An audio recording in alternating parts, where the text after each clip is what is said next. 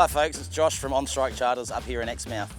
Casting stick baits, floating and sinking, seems to be all the rage, and there's a reason for that. They're a super effective lure. They cast really well into the wind. The sinking ones can get down to depths where fish are holding, and they're quite simple to use. I'm going to show you a couple of different techniques for floating and sinking, okay? This is a sinking stick bait, and the technique I prefer to use is a nice continuous wind with a rod bounce, okay? We get the butt of the rod up underneath your left arm, and we twitch the rod and continuously wind. I fish with the rod in front of me. I don't fish it back to the side, and if I get a bite at any stage during this retrieve, I can set the hook.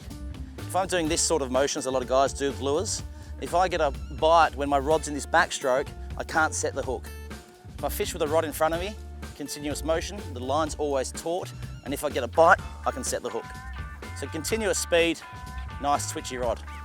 I tend to work sinking stick baits with a bit more speed and action because they don't disturb the top of the water like a floating stick bait does. Righto, now this is a floating stick bait. So I like to use a different retrieve with the floating stick bait. With the sinking one, I'm quite sort of quick in the motion and a quick rod tip bounce, where this one I work quite differently because we're also accentuating the way it acts on the surface being a floating stick bait. I like to give this one more of a swoop than a twitch. When you give it a swoop, the lure digs in and dives, and as I pause on the wind back, it comes up and sticks its head up. And as I pull it down for the next motion, it kicks its tail, gives a splash, and dives back down. I'm also very mindful of my rod positioning again.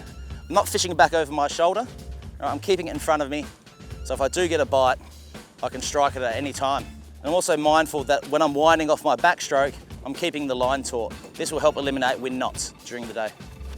Now, stick baiting has its uses all over the country. If you're down south for salmon and tailor, even herring and the smaller size stick baits, you can certainly use them for all species. We've even caught billfish on stick baits.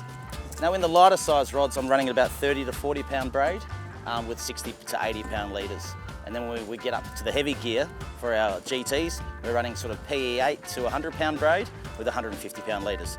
You really want to make sure you're using quality leader and line, obviously matched with the beautiful slammer reel.